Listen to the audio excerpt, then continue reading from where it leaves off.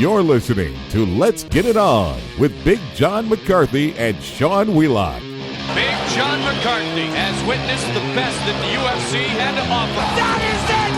Game, set, match! We have a new champion! Your backstage pass to the world of mixed martial arts and combat sports. Only on the Ignotainment Media Network. Let's get it on! Hey everyone, welcome to Let's Get It On with Big John McCarthy and me, Sean Wheelock. Every week on this podcast, John and I give you an inside look at MMA and combat sports, always separating fact from fiction. On this week's program, we'll review the controversial split decision in the Iaquinta versus Jorge Masvidal fight from last Saturday's UFC in Virginia. Also on that card, Michael Chiesa defeated Mitch by unanimous decision, with two judges giving Chiesa a 10-8 round. John and I will discuss the criteria for 10-8s and if that score was warranted in this bout. Plus, this week, we'll look back at the final Pride event, which took place 8 years ago this week, and talk about the present and future of Japanese MMA. And as we do on every episode of Let's Get It On, John will answer your questions. So ask away via email, info@letsgetitonpodcast.com. That's info@letsgetitonpodcast.com. Remember that you can download and subscribe to our podcast on the iTunes Store. For Android, download the Stitcher app and subscribe.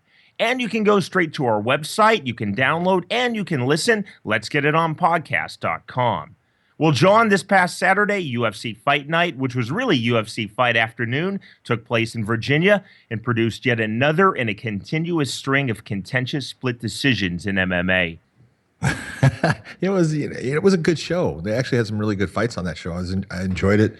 The one you're talking about is Iaquinta against Jorge Masvidal, and it was a good fight, and it's a fight that people need to understand is not really controversial. It's close, and it's the way the judges are looking at it, and every judge is going to be a little bit different.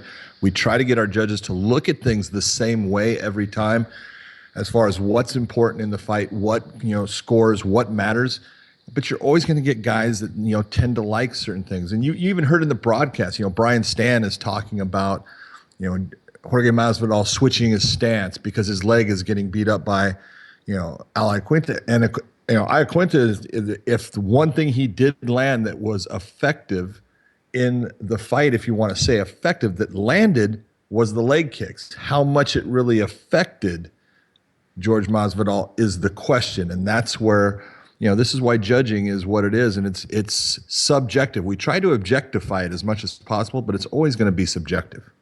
So the final scores, as many of you know, Iaquinta again winning by split decision. The two judges in favor of Iaquinta, 29-28. And John, I do think there was some controversy on this, and we'll talk about Iaquinta's reaction, yelling at the crowd, showing his frustration.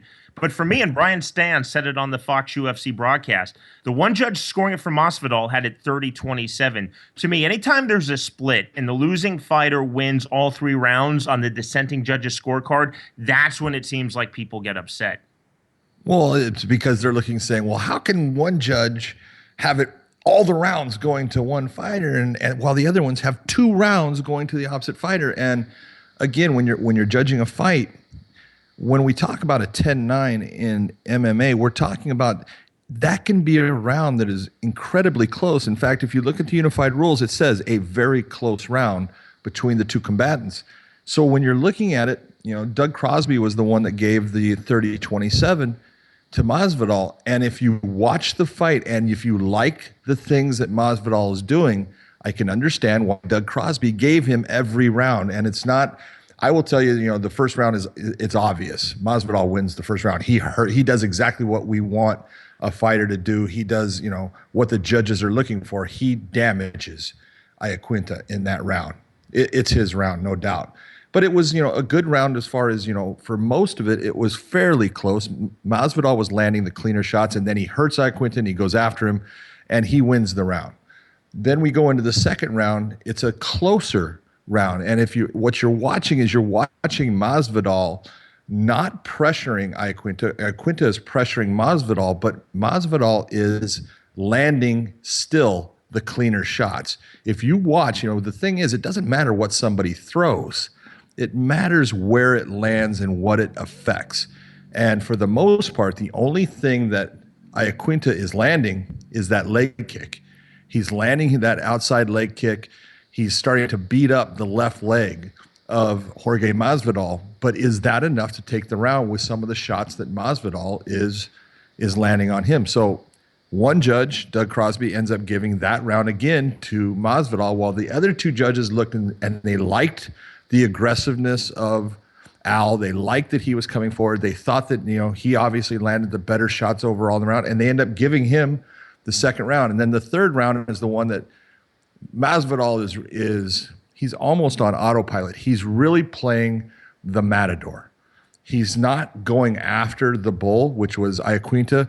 He's letting the bull come to him and trying to pick the bull apart as the bull comes in. But the best punch of that round was landed by Iaquinta.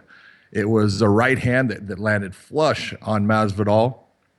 And if you're going to look and say, I'm going to give the first round to Masvidal easy, well, this third round, it's a good round and it's close, but I probably would have given it to Iaquinta. So the second round is the one that we're really going to have to focus on to say, what was the difference in that round to give it to Iaquinta over Masvidal or Masvidal over Iaquinta?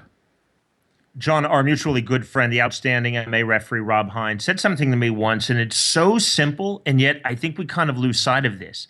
In combat sports, be it MMA, boxing, Muay Thai, kickboxing, the judges are set in different positions. They're not all at one table. It's not like America's Got Talent where they're all lined up together.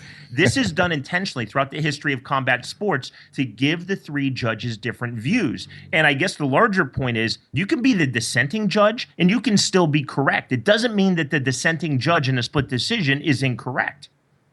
Absolutely. The dissenting judge many times has the ability to see things in the fight or hear things in the fight because the fight takes place close to them for most of that round. They hear things, they see things that the other judges can't see or hear based upon where they're at. They can't see it based upon their location. They can't hear it.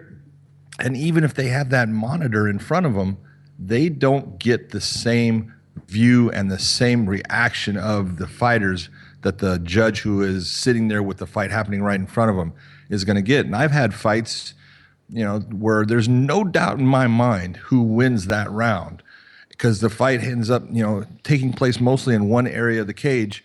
And the judge that, was in that area gave it to the fighter I thought won that round. And the other two judges who are in different locations gave it to the other fighter. And I look and I go, it's too bad you weren't able to hear the things that were going on, because it probably would have changed your mind and who's winning it, because all they're going off is a visual and a visual from a distance. So the placement of the judges and the placement of where the fight is occurring absolutely has an impact on what the judges put down as their score. John, I think the reason that there's been so much reaction, so much afterlife in the media, on social media, is because of Al Iaquinta after the fight. I've met him. He's really nice, like almost everybody is who fights in MMA. Nice, respectful, humble. But it was a tough fight, and it's frustrating to be booed. And at least those of you listening in the U.S. and Canada to this podcast, the censors were quick on the button. On the international broadcast, the profanity may have gotten through, but Iaquinta was really upset with that Virginia crowd. And it's always awkward for fighters who get booed because the fans aren't booing the performance of the fighter generally. They're booing what they think is a bad performance by the judges, but it's the fighter there taking the brunt of it. And Iaquinta just had a really uncharacteristic reaction, storming off in that interview and yelling and swearing at the crowd. Well, when you put yourself out in the way that Iaquinta did in that fight and you give it everything you have, and look at, he took some big shots in that fight, especially in the first round. He was hurt and he came back, and you know what? No matter what anyone, thinks, they just look at it like, oh, he's just moving on to second round. Trust me, his brain is spinning as far as all the thoughts that are going through his head. And then he gets through the first round and he gets to his corner and he's got Matt Serra telling him, and I thought Matt was right for saying it. Hey, you lost that round. Doesn't matter. We're in a war now. This is good. We want to be in a war. You know what? We're going to go get the next two rounds. It's good that Matt's smart enough to not sit there and say, you might have lost that round. You lost that round. And tell your fighter you lost that round. It's okay. He gets that from him. And so, his brain is thinking about that. And it's working. It's going. And he's trying as hard as he can. He's competing to the maximum of what he's capable of in that fight against a guy who in the stand-up, no matter what you want to say, he's a sharper fighter than Iaquinta. Doesn't mean that he's going to win the fight, but he's a sharper stand-up fighter. And so Iaquinta is working at his maximum. And when he gives his maximum effort, and then all of a sudden there's boos, he's not understanding this the way he needs to. First off, he needs to understand not everyone's going to like him. It's okay. You know what? Your job is to go out there and do your best, compete to the best of your ability, which is exactly what he did. He fell. And if the fans don't like the decision, that's okay. Al needs to just look at it and say, hey, I just want you to know, guys, if you didn't like that, I'm sorry. I worked as hard as I could. And let it run off your back because, we all have pride. We all have egos. And we all have feelings. And, Al Iaquinta being a fighter, he's got feelings, and those feelings get hurt when he thinks somebody is putting him in a position where they're booing him personally after he's given everything that he has. For me, and watching this on television, I thought part of the reaction of the crowd, and I've seen it a million times as a commentator, as a spectator, as a fan watching broadcasts on television, when a fighter is cut, there seems to be oftentimes the perception of the crowd, especially the crowd in the building as opposed to the crowd on TV, that fighter has lost. But under the unified rules of MMA, which this fight obviously was, judges are trained, don't assess a cut necessarily. Some fighters cut more easily. Some bruise up, others don't. I guess you can factor it, but that's not the deciding factor. What I say oftentimes on Bellator, judges shouldn't be seduced by blood. It doesn't necessarily tell the whole story. Well, the one thing it tells you is there was a good blow landed. That's one blow. You don't sit there and continually give credit for something that happened, 2-3 minutes ago, 5 minutes ago, 10 minutes ago. You've got to go off of what is happening now. That was the first round, and I believe it was the knee that actually cut him. Jorge hit him with a beautiful knee as he's putting his head down. He came up, but when you look at it, you give credit to that blow. That was an effective blow. It did damage. It's what we're looking for as a judge. And the judges gave it the credit. They gave the round to Masvidal.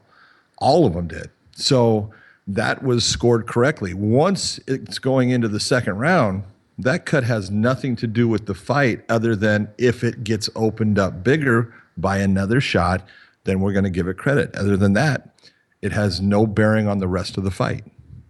And John, clearly in boxing, we see it a lot in MMA, but I think boxing to a bigger degree, just because of the focus of the punches. Throughout the history of boxing, some fighters cut, they swell up, they get huge mouses, their eyes close. Other fighters repeatedly get hit and their faces look clean. So again, judges can't necessarily just gauge, well, there's a mouse under the eye or the eye was closed or the fighter cut up. Because a different fighter could be hit with a similar or even a harder shot and their face appears relatively clean. A lot of times it's probably just biology. Well, it's not only biology, it's the force of the blow. It's exactly where does the blow land? Does it land on one of the corners or edges that we have on our skull, or does it land on a flatter part so that, our body accepts it better? There's all kinds of reasons of why some guys mark up. They used to say, BJ Penn doesn't mark up at all. That's because BJ wasn't getting hit very much. When BJ started getting hit, look at what happened. He marks up just like every other human being there is. Everybody marks. Now, there are guys, like you're saying, Fedor, he would mark like he was an old man, meaning you would rub up against his skin and it would leave a giant streak going across that looked like he was, damaged by something when it was just pressure because his skin did that. And there are those guys out there like that. But when you look at, if you look at the end of the fight, you look at, Jorge Masvidal and you look at Al, you can see, if you look at the facial structure, Al took the majority of the punishment when it comes to head trauma. Now, if you go down to the leg, you're going to see that George took the majority of the trauma due to those kicks. So, everything when it comes to the judges is what they're going to be giving credit to and what they're saying is effective in the fight. I can tell you that, when Brian Stan is saying, George Masvidal is changing his stance, the judges are looking at that too. And that changing of the stance by the fighter it's a communication by the fighter to the judges, no matter if he wants to make it or not. He's not verbally telling them, my leg is freaking hurting, but he is telling them, my leg is frickin' hurting, because he's changing his stance to avoid getting that same kick to the same leg. I'm going to change stances because it's starting to affect me. And that's what we're looking for as a judge, effectiveness in the fight. Also on that UFC card from this past Saturday in Virginia, John, Michael Chiesa defeated Mitch Clark by unanimous decision. 2 judges gave Chiesa a 10-8 round. It seems like there is always controversy with a 10-8 round. There are a lot of 10-8 advocates saying we need more, and there are a lot of people who say you really should not give a 10-8 round unless the fighter is about to be finished. Well, okay, I guess I'm the advocate for the 10-8 rounds, because anyone that says that you should only give a 10-8 round if the fighter's about to be finished is an idiot. I'm sorry. Let's get real about this. The problem with our sport when it comes to judging is we don't give the judges enough leeway in being able to separate these rounds and say, you know what, that round distinguishes that fighter in a different fashion than the previous round did. And I have to be able to, give that. That's what happens when you have fights like Johnny Hendricks against George St. Pierre, and then people are all pissed off. It's because the judges didn't separate those rounds out. When we have one fighter come out and win a close round, we'll say in the first round, and then his opponent comes out and wins in an impressive fashion in the second, but we have a judge, giving it 10-9 in the first and then 10-9 in the second. We've got the same score for both fighters, saying that we have had an even fight, when if you watch it on film or you watch it live, the fight has not been even. And we need to have judges start to separate. And this is what makes judging hard. You've got to separate and say, why was this a 10-8 round instead of a 10-9 round, and give the fighter what they deserve. And I thought it was great that they gave that second round to Michael Chiesa 10-8. That's exactly what they should have done. In fact, it should have been all 3 judges giving that a 10-8. And that's the biggest problem, is we don't get all 3 of our judges looking at things sometimes the same way in giving that 10-8. It's not like boxing where we have, as soon as the referee goes down and he starts making a count, the judge knows I have a 10-8 round unless this thing really changes around, or if I have a knockdown in the other way. John, I think a huge problem is that the Association of Boxing Commission's Unified Rules of MMA, under which they have a scoring criteria. You can find it on their website. You'll have to work for it. They don't make it easy. abcboxing.com. Best of luck to you, but you will find it. To me, if there was an award for creating the world's most vague documents, the ABC would win. I'm going to read now, directly quoting from the ABC. So, again, ABC on a 10-9.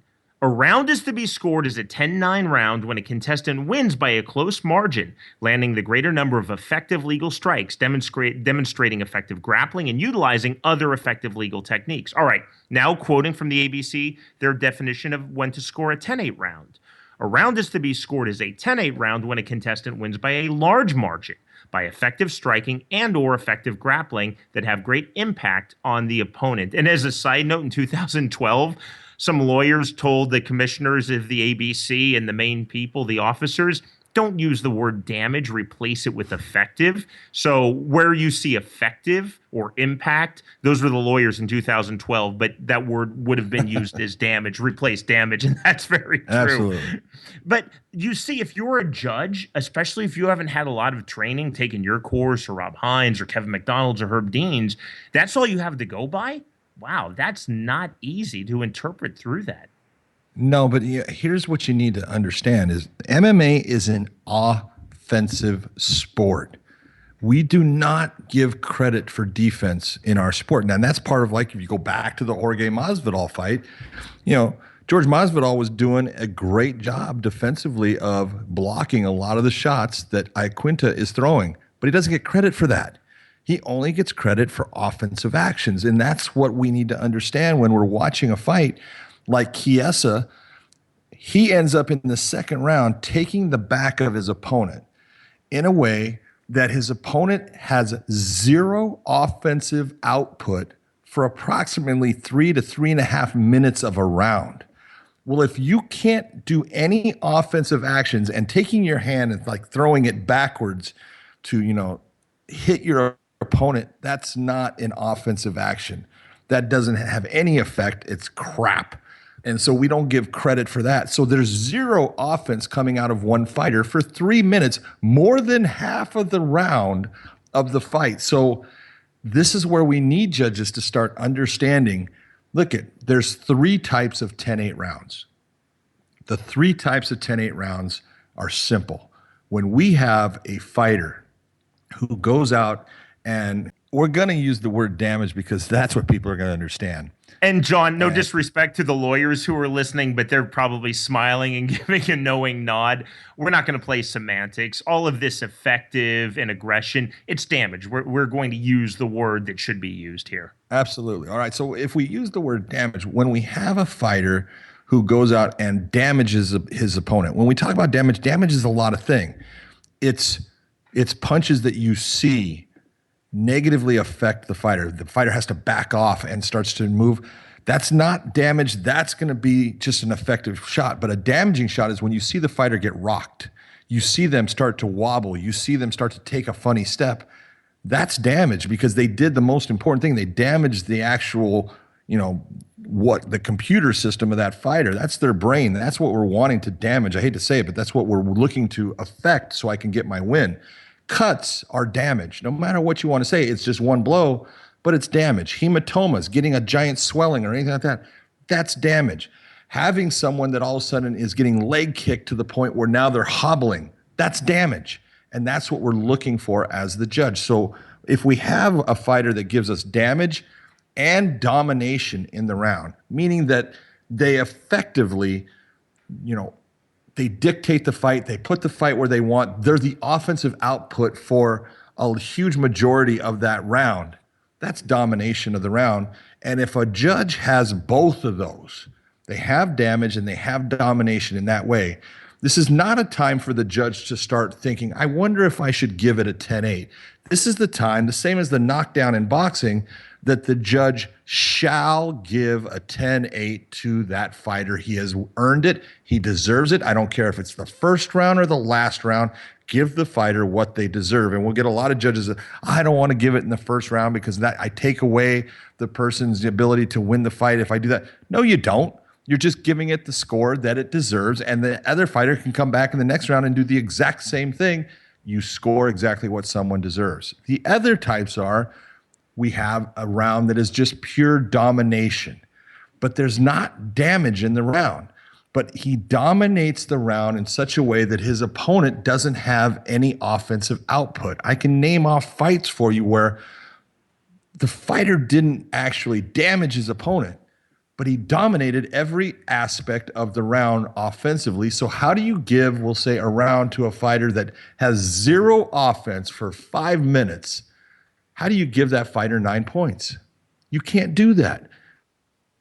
Judge to look, and as they're looking and said, I had so much domination. I didn't have damage. Now I'm going to say, should I give a 10-8 to this fighter because of all that domination?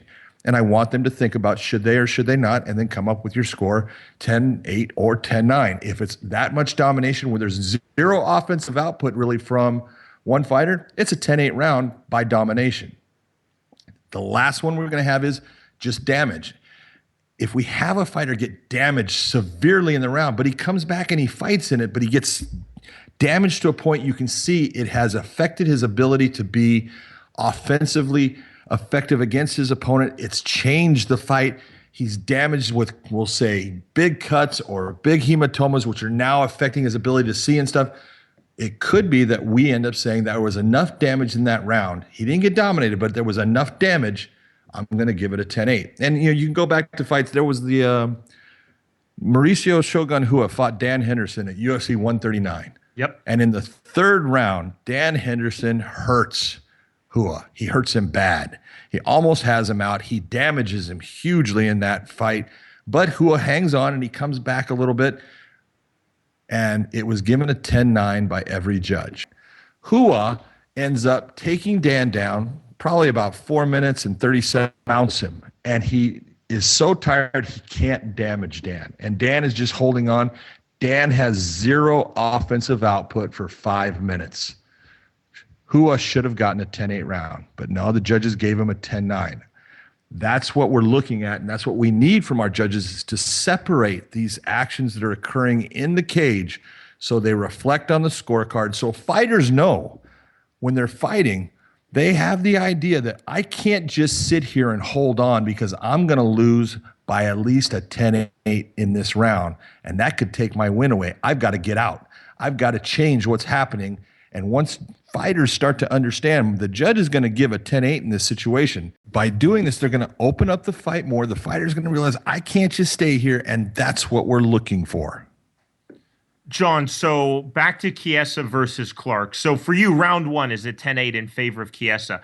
If you were a judge in Virginia and you're having the post-fight meeting to the supervising commission, they say, John, defend the 10-8 round. What exactly do you say in this situation? Well, I'm not saying that the first round it's close, and I would actually have to sit there and judge it like I was actually judging the fight for me to say, would I have given it a 10-8 or not? I know just watching it as a fan, I was thinking, it's getting close. And then, it ended, and Clark ended up doing a good job of defending himself, but all of that defense gets him nothing. All it gets him is the ability to stay in the fight. He gets to continue on. That's all he gets credit for. Mike Chiesa gets all of the credit for putting on a beautiful body triangle, by switching up, by trying to go to different chokes, by landing beautiful elbows at times, by landing good punches. He has offense. He has offense that has no return. Clark is doing nothing in return. There's zero coming towards Michael Chiesa's way. This is all Michael Chiesa. The second round is absolutely a 10-8. I can tell you that just by watching it and what he had and what he did. He did exactly what we're asking a fighter to do to get a 10-8 round. He takes total control. He gets back control. He ends up landing good shots. He goes after submissions. The submissions don't work. And again, that's credit to Clark in defending, but he gets zero credit for that defense. All he gets is the ability for the fight to continue on. And so when if we go to the back and we're going to talk about why we did something, we're talking about the positions that were attained with what action occurred out of the position, because MMA is not jiu-jitsu. It's not wrestling. We don't get points for attaining a certain position. The position is only there for you to have the ability to do offensive actions to your opponent, while they, in return, don't have the ability to do any type of offensive actions back to you. You could get to, we'll say, mount, and you get to a mount position. And similar to what I was just talking about with, Mauricio Shogunhua against, Dan Henderson, he was in mount for a lot of that round, and he wasn't able to do anything to affect Dan in a bad way, damaging him because he was so tired. So if you get to a point where you get to mount, and we'll say you base out, the judges are going to look and say, great job, you got to mount, but what did he do with it? Everything is, what did the fighter do with it? We get fans that give credit for takedowns when the fighter takes someone down, and all of a sudden the guy's working himself back out, and there was zero action that occurred off of the takedown as far as offensive actions. And so the judges aren't going to give the takedown anything because it didn't do anything. That's just a change of position. It's not an effect in the fight. And when it doesn't have an effect in the fight, the judges are going to let it go. And John, to your point about defending, Jimmy Smith and I say this constantly on our Bellator broadcast. If a fighter is defending, the fighter is losing. Under the unified rules, you're not rewarded for a submission escape. You're defending. It's the fighter who's trying to apply the submission who's being rewarded. Effective grappling. Absolutely. And that's exactly, what we get people all the time saying, oh, that's, he got out of all those submission holds. Congratulations. He gets zero for it. The guy who gets credit is the one putting the submission on. Fighters know this. If the fans don't know it, that's okay and that's understandable. But trust me, the fighters know it. They know what they're going to get credit for. They know that, I don't get credit for getting myself out of a submission. All I get to do is continue on in the fight. And so, when we have fights, we have fights that are, fantastic fights with a lot of submission attempts going back and forth. The real problem for the judge is when the submission doesn't work, they have to, and this is what separates MMA from boxing. This is what's difficult, is the MMA judge has got to give a certain amount of credit to how good was that submission attempt, how good was it on, how tight was it, how close was it, to putting his opponent out? How much did that fighter have to work and defend to get out of that submission attempt? We're asking the judge to do all of that, to judge that, and to give a credit to it. And that's what makes MMA judging so difficult. John, final point on this. It seems that there are two camps when it comes to 10-8 rounds in MMA right now. The people who say, oh, you need to be more liberal. We need to have a lot more 10-8 rounds. Or like I said earlier, there are the people who say, unless the fighter is about to be finished, you cannot score that at 10-8. Nobody seems to say, yeah, there's the perfect amount of 10-8 rounds being given right now in high-level MMA. No, I don't think you're going to get anyone that does, but we all need to come together and start to agree on what we're looking for to give that 10-8. And, you know, we as a group, you know, as a community, we put the 10-8 in the beginning out there so far that we made it ridiculous as to what someone had to do to get a 10-8. We need to start changing and evolving with the sport, and that's what we're trying to do with the way we're looking at giving 10-8 rounds now. You can go and, you know, the first fight that I can think of recently, there was a fight in UFC. It was the same card with Lawler versus Matt Brown. And on that, you had Kyle Kingsbury against Pat Cummings. Yep. And in the judge give all 3 rounds to Pat Cummings 10-8. And when it happened, I was like, you know, I was the one raising the hand of Pat Cummings. I knew he had won the fight, but man, when I heard the score, I heard a score of, you know, 30-24, which told me right away, oh my God, he gave all 3 of those rounds. And, you know, as the referee, I'm not looking at the fight as, you know, a judge and stuff. And I really questioned it. I was like, I don't think so. I really knew in my mind that the second round was a 10-8 round. And I wasn't sure, but one of the judges had given it 2 of them. 30-25 was a score, and one judge had given it 30-27, meaning all 3 rounds 10-9. And when I went back and watched that fight, the 30-27 judge was wrong. No doubt about it. In fact, the 30-25 is probably the score that I would have given it, but the 30-24, all 3 rounds 10-8 was understandable, and it was exactly what we needed judge to start doing to separate fights and give credit to the fighter the way it needs to be done. Still to come on this week's episode of Let's Get It On, John and I will look back at the late grade Pride Fighting Championships, which held its final event 8 years ago this week. That's hard to believe. And we'll discuss the recent. That's a long time. And we'll discuss the recent commentated. We'll talk about that. Crazy that was that long ago. And on this program, we'll discuss the comments of Bellator President Scott Coker, who said recently that he feels that former Pride boss Nobuyuki Sakakibara could be launching a major comeback for big-time Japanese MMA. Plus, John will answer your questions, and we'll have this week's poll question. With Big John McCarthy, I'm Sean Wheelock. You're listening to Let's Get It On. For all of our listeners looking for great new designs in MMA apparel, look to the new clothing styles of Lambs to Lions. That's right, Lambs to Lions has got new styles with old and new put together. Boxing, MMA, everything. Go to lambstolionsbrand.com and check out their line of clothing. It's the book that Wrestling Observer calls a must-read for any MMA fan. Jonathan Snowden of Bleacher Report describes as riveting and amazing, and TheFightNerd.com says nothing is held back. Pick this book up right away. Is This Legal? The inside story of the first UFC from the man who created it, written by UFC founder Art Davie and me, Sean Wheelock, with the foreword by John McCarthy, is now available to listeners of this podcast at the special price of $12.48. That's far less than you'll pay for the book on Amazon and half price of what you'll pay in store at Barnes & Noble. Buy it directly from the publisher now online at ascendbooks.com and enter the promo code LEGAL50. That's ASCEND books.com, promo code LEGAL50. Learn the true story of how the UFC came into existence in the book that Randy Couture describes as honest, shocking, and enthralling, and that has a rating of 4.9 out of 5 stars from Amazon Reader Reviews. Is This Legal? The inside story of the first UFC from the man who created it, by UFC founder Art Davie and me, Sean Wheelock, with the foreword by Big John McCarthy. Available now online at ascendbooks.com for just $12.48 when you use the promo code LEGAL50.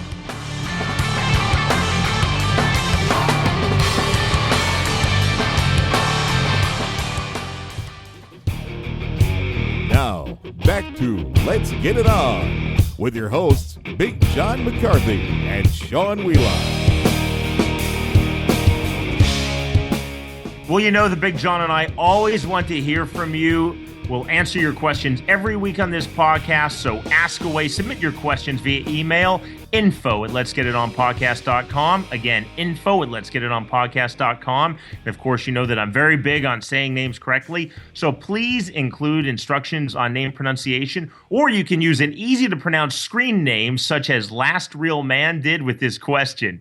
Big John, do you think that Bellator could ever be real competition to the UFC? Good thing you didn't ask me because I'm employed by Bellator, so I'm going to say absolutely yes. But you're the referee in this situation. You referee for both organizations, numerous others. You're never employed by the promotion, so you have a really good perspective on this. I don't know if I have a good perspective on this. You know, like, I'm going to be as honest as I can be with it. I think the everyday fans look at the UFC in the same terms as the NFL. They're the NFL of MMA, and they look at Bellator almost like it's, you know, the NC2A. It's the college, you know, and I don't think that's true. I look at them, both of them are great MMA promotions. Obviously, the UFC has been around longer. They're obviously putting on more shows. I believe that they're, putting on some of the bigger shows because they have just more of a stable of fighters right now than Bellator. But Bellator has got guys fighting on their roster that are absolutely every bit as good as the fighters fighting on the UFC. It's just a matter of time and place, and there needs to be multiple promotions. This is what people, I don't understand how people are all, they want to see, there's one good thing out of seeing everybody in one promotion. And that is, there's always the possibility of having fighter A fight fighter B. Other than that, it's not good. It's not good for the fighters. It's not good for the sport. And overall, it's really not good for the fans. You're getting less fights. The UFC can only put on so many shows a year. Bellator can only put on so many shows a year. If you look at, some of the fighters fighting out of, we'll say, Bellator right now, in, the featherweight, Look at the people in that, that category of fighting in weight class in Bellator right now. You got some great fighters there. Patricio Ferreira, Pitbull, is a unbelievable fighter. He is great. And then in that class with him, you got Pat Curran, great fighter. Some of the best stand-up actual boxing that you'll see out of any MMA fighter anywhere. He is incredible as far as his footwork, his head position, what he does. You know what? Incredible. Daniel Strauss, great fighter. All these guys out of the featherweights, any of them could go over into the UFC and be absolutely successful over there. You look at the lightweights. You got, Will Brooks is the champion at Bellator. Will Brooks is good and getting better. He's getting better all the time. I mean, he's so young and so good at what he's doing. He's got a fight coming up against Jansen that's going to be an incredible fight. Jansen, he's one of those guys that I look at. He's the kind of guy I don't want to fight because he's just that irresistible force that just keeps coming no matter what you do to him. You as a fighter have to tell yourself, I just got to keep going. I just got to keep hurting him. I just got to keep putting shots on him. I just got to keep, don't worry about it's not hurting him. Don't worry about it's not affecting him. It's going to. That's what you've got to keep telling yourself while you're fighting a guy like him, because he just is a zombie that just keeps coming after you. You got Michael Chandler, an incredible fighter. There's so many good guys in Bellator that, they have an incredible stable of fighters. Joe Schilling now at middleweight. I'll tell you what, I would never want to fight Joe Schilling. I have refereed Joe Schilling in Kickboxing and Glory. You watch what he did to Melvin Manhoef in his debut for Bellator, and now he's got a fight coming up. This guy is a killer when it comes to the stand-up. His ground game, obviously, he needs to continue to work at it, his wrestling and stuff, but he's working with the right people. There are incredible people in both organizations. I don't sit there and put one above the other. I just look at them as they're both great MMA promotions, and God bless the fact that they're both there. John, I'll just weigh in on this. And again, I think everyone listening to this podcast knows I'm the play-by-play commentator for Bellator. I have been since 2010, but I announced in Pride, I announced in M1, I did Affliction, I even did a Strikeforce show. My point is, be a fan of MMA. If you're not a fan of MMA, that's cool. I'm not going to try to proselytize and say you should be. But if you identify yourself as a fan of MMA, then don't play us against them with promotions. Watch everything. I'm a fan of MMA, so I'm watching everything. So we've talked about on this program, we're big supporters of local MMA. You and I both go to local shows, whether it's pro, AMI, it doesn't matter. If you're a fan of the sport, be a fan of the sport. And as you said, I think there's room for a lot more than just one. The UFC is great. I think Bellator is great. I watch World Series of Fighting. I watch the shows on Access TV. Again, I go to a lot of local shows when I'm home on weekends around the Kansas City area because I'm a fan of the sport. You're a fan of the sport. That's it. And you can look in back when Strikeforce was, out there. Everyone talked about, Strikeforce isn't very good. The UFC is so much better than him. And now the UFC, ended up absorbing Strikeforce. They bought Strikeforce. They absorbed the fighters. And take a look at all of the top fighters in the UFC. A lot of them are Strikeforce guys. A lot of the ones moving into title contention are Strikeforce guys. A lot of the guys, getting, the title shots are ex-Strikeforce guys. So, is it all of a sudden those guys just became so good, or were they good in an organization that people just don't give credit to the way that they should? Luke Rockhold, Dan Cormier, Gil Melendez. These are guys that came out of Strikeforce, and there's a ton more. Look at Nick Diaz. Now, Nick Diaz came from, other organizations first and was even in the UFC before and then went back to Strikeforce. Robbie Lawler, the world champion of the UFC in the welterweight division.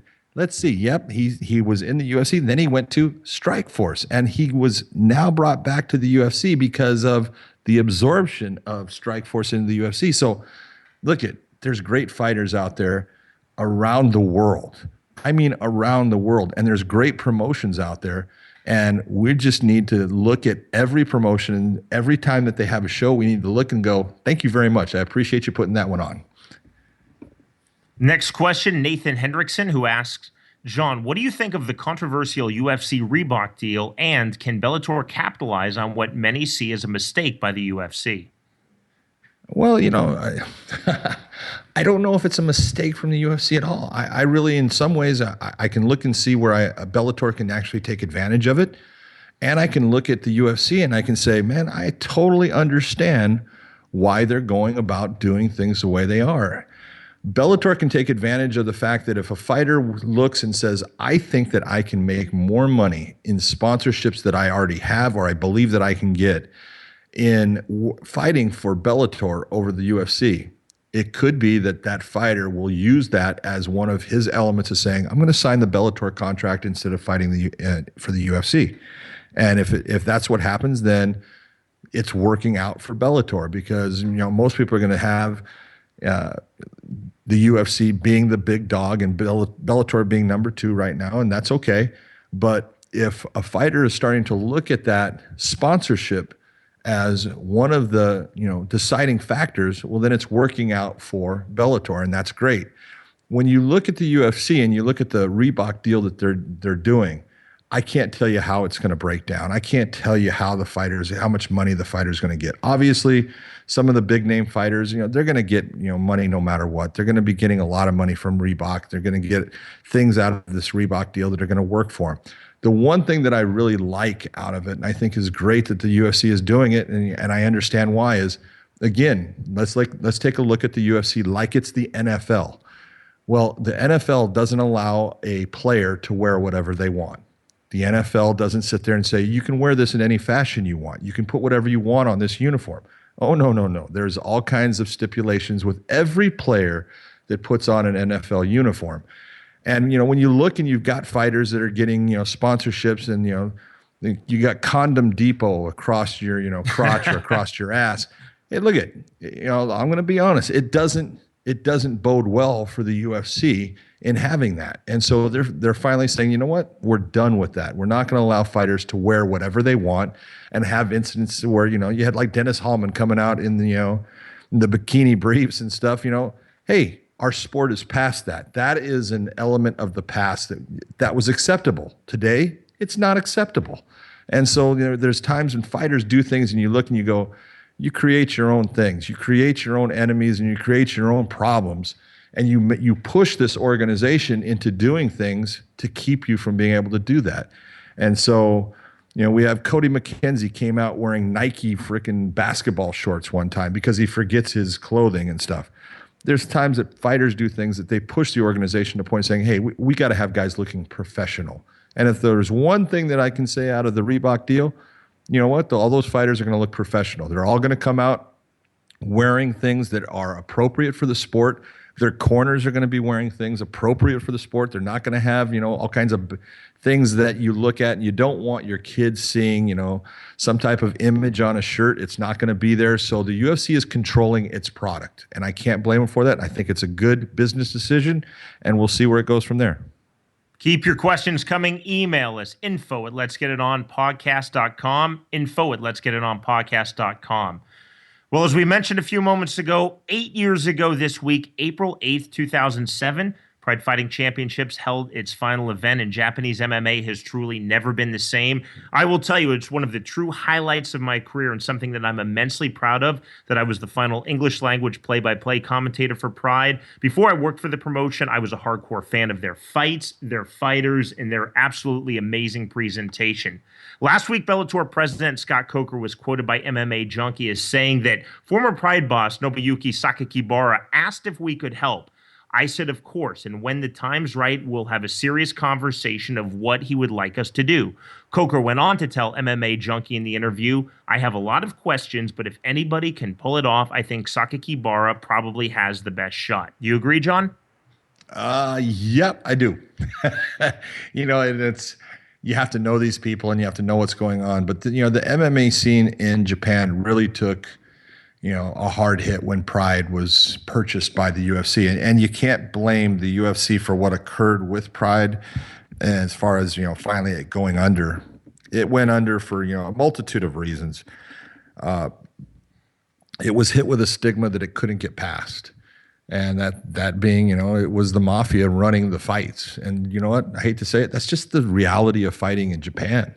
The Yakuza is going to have their hand in certain things, and if you look at the UFC as a business, Lorenzo Fertitta, Frank Fertitta are the ones that own that business, and they're casino owners, and they can't have any type of affiliation with an organized crime.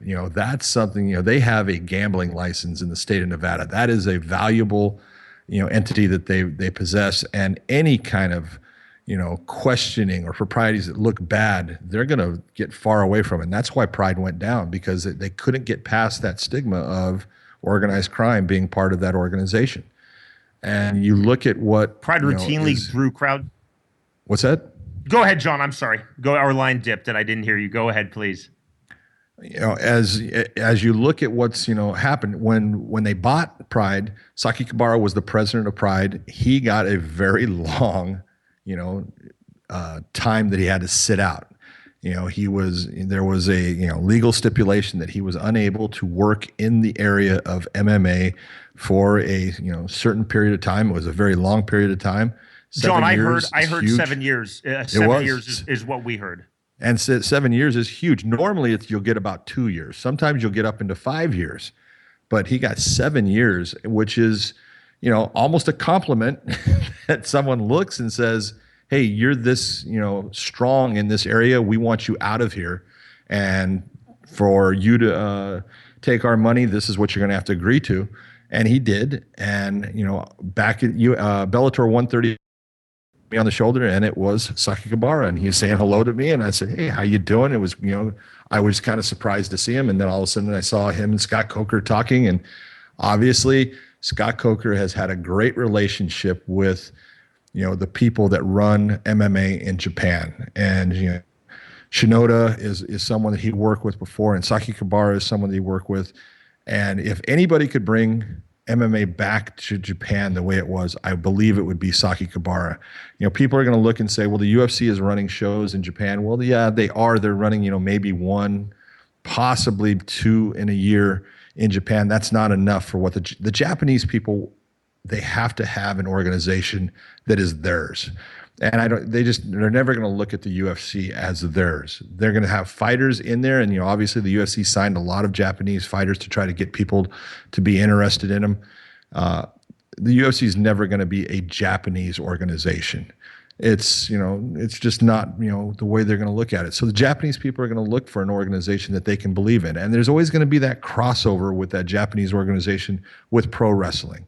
The Japanese people love pro wrestling. They love the fact, what Pride did is they crossed over that pro wrestling and MMA. They brought in a lot of, what was, fake with what was real. And, the Japanese people ate it up. They loved it. A lot of Americans ate it up. They loved it.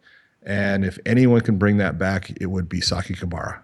Pride routinely drew crowds of over 40,000 in Japan. Pride Shockwave, held in Tokyo August 2002, still holds the MMA 91,107. Yeah. It still is the MMA all-time attendance record.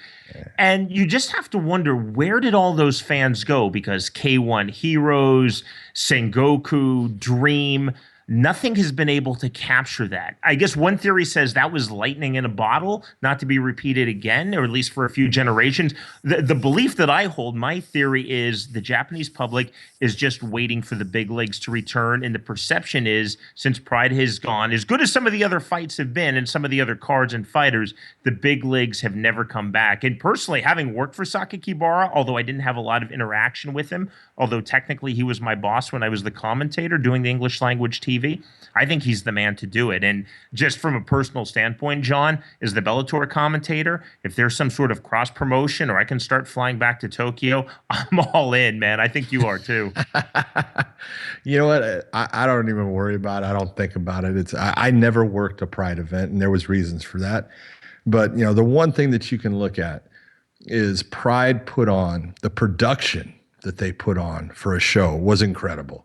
If, you've ever been to a fight and you ever been to a Pride, obviously, 10 years ago, it was an event. It did some great jobs with things, but nobody has ever, hit what Pride did as far as the production. And you can see the Bellator is now kind of in their tentpole shows. They're coming back with the huge, lighted banners and signs and all the, AV stuff going off and the fireworks and stuff. And they're starting to take a little bit of a hint off of what Pride used to do. And I'll tell you what, it makes it so people want to go to those shows because it's an experience. It's electric. You can look at, the last, Bellator show at Mohegan Sun. That place was electric before there was ever a fight. That's pretty cool. And then when the main event goes, man, that place was rocking. And that's exactly what you want as a promoter. You're doing your job when you're giving people that type of entertainment. John, one of the things I loved about Pride, first as a fan and then as the commentator, was that there wasn't always an obsession on titles and rankings. That while there was certainly room for Fedor Emelianenko and Wanderlei Silva and Kevin Randleman and Crow Cop, you also had room for Zulazinho and Giant Silva and Butterbean Esh. They would have fun fights. It didn't have to be serious as a stomachache all the time. Maybe that's coming out of that pro wrestling sensibility, all the strong style pro wrestling in Japan, but people could accept that you're going to see Fedor Emelianenko fight for the world title, but you might get the quote unquote freak show fight with Giant Silva. Yeah, and you look at that and it's just taste. And the American public, for the most part, wants quality fights. Every fight, they want it to be just a snobber blocker where guys are blasting each other. The American fans look for things different than the Japanese fans. It's just a different outlook. The Japanese fans tend to really appreciate the ground game more than the American fan. Not that all American fans don't appreciate it, but there's a large majority where they don't want to see the fighters on the ground. They want to see stand-up kickboxing with small gloves. They want to see someone get knocked out. And the Japanese fans tended to really, back fighters no matter who won or who lost. They backed fighters that came out and did their very best. Similar to what we were talking about at the beginning of the show, Iaquinta, in that performance, a guy that gave so much, whether they agreed with the decision being that he won or Jorge Masvidal won, they would show respect to that fighter because of the effort that he put out and what he did while he was in that ringer cage, that's what they give credit for. And that's one of the great things about the Japanese fans. John, you and I both know that 8 years in mixed martial arts is like 80 years maybe in football or soccer or baseball. It's a long time. Our sport really began with UFC 1, November 12th, 1993. So this is an extremely young sport. 8 years is a long time. I just wonder if Sakakibara, if he does bring back a major promotion, which is not going to be called Pride, that's the domain no, now it can't. of I think the someone UFC. owns that. Can't be called that. But if Sakakibara brings it back at a major league level, which I believe that he is most definitely going to do sooner rather than later, just some of the things that Pride could do 8, 10, 12 years ago, I'm not sure can be done now. Can you still have 450-pound fighters? Because unified rules, which Japan doesn't and doesn't have to subscribe to, but heavyweights are capped at 265 plus a 1 pound allowance overage for non-title fights. Can you do the soccer kicks to the head, the stomps to the head of a grounded opponent? Can you have those elements? Are people going to accept a ring now where people are so indoctrinated on a cage? I wonder if those types of elements can be recreated. I'm not sure that they can. There are certain things, the storytelling, the presentation, but there are other things that maybe the sport has just moved on since the mid part of last decade. Well, I think that, first off, the unified rules are what we've used in North America. And then, there's other parts of the world that have accepted it. The Asian community has always, kind of gone off with their own set of rules. You can look at, one, used to be one FC, now it's one championship. They use a different rule set than the unified rules. And, that's their ability to do that based upon where they're at. And if, Sakakibara comes back with a promotion out of Japan, he doesn't have to follow the unified rules. He can do things the way he wants. And I'm sure, I don't know, it'll be kind of touchy because Matt Hume was really, the guy that, helped with the rules in Pride and really was the steadying force for what they would do as far as rules. He was the guy that Sakakibara leaned on. And now he is with one championship. So I don't know if he'd be able to, to wear both hats. But I'm sure that they would go back to something that they feel that their Japanese crowd, the Japanese fans are going to, they're going to side with, that they're going to look at and they're going to say, that's what we like to see. And he's going to have to do things different. It would be the same as if you close down the WWE here in the, it's in the States, but it's worldwide. Is there going to be another organization that pops up? Yes, there is. Are they going to be the WWE? No, they're not. It's the organization is what is complete with, what Vince McMahon and his family has done and how they go about doing things. No one's going to sit there and they can try to copy it, but they can't bring it out exactly the same. And so when you look at Pride, what it was and whatever they're going to name, their show as it comes in, is it going to be the same as Pride? Is it going to be that, Pride show? It'll be close, but I don't think you'll ever get back to the exact same thing. Every week on Let's Get It On, we have a poll question. You can cast your vote on our website, letsgetitonpodcast.com. This week's poll question: do you feel that Japanese MMA can return to the popularity and success achieved by Pride Fighting Championships? Vote yes or no on our website, letsgetitonpodcast.com. John, I think one thing in favor of another major Pride-like organization, likely with Sakakibara in charge, is that so many fighters from around the world dream of fighting in Japan in front of those huge crowds, be it at the Tokyo Dome or Saitama Super Arena. I was a soccer commentator for a long time, and all the Americans wanted to play in England. That was kind of this goal, whether it was realistic or not. So many fighters who don't really care if they fight in Russia or Brazil or Germany, but they would love to fight in Japan. And I think that's going to be a huge recruitment tool. And we're just playing the speculation game here, but if there's some sort of allegiance with Bellator or a North American promotion and you can have fighters going back and forth, I think that's a serious game changer in MMA. It is. It's the one thing that the UFC has, done as long ago. If you look when Pride was around and the UFC, was basically in the infancy of the Zuffa era, Dana reached out to Pride and tried to do cross promotion.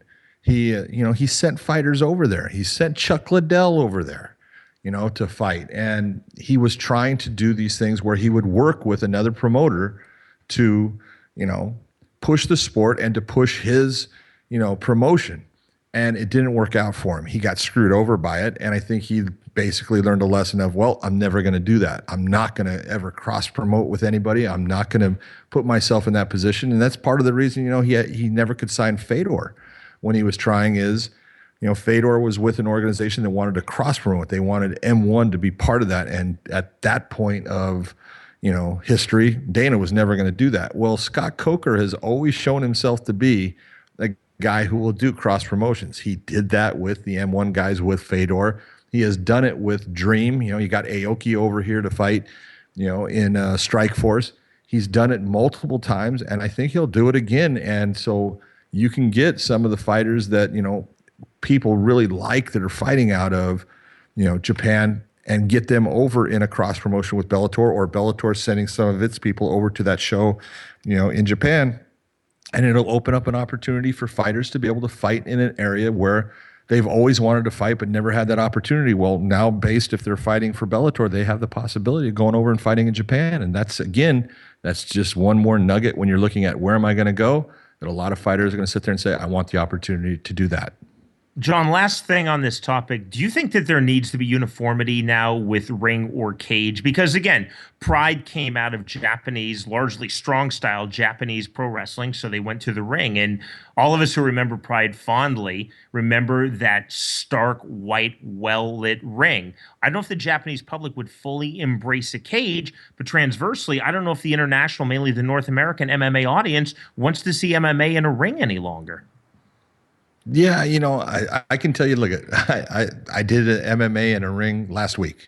So it's something that's still here, but it's absolutely, starting to tail off. You're getting less and less of the ring over the cage. The cage has become, in the beginning, it was a big problem because a lot of commissions looked at it as it was a problem.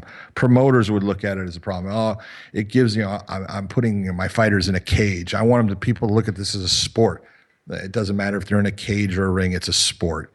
But the Japanese have always liked the ring, and I think that they would go back to the ring. And, is it a different fight? It is. It's different for the fighters. It's different for the officials.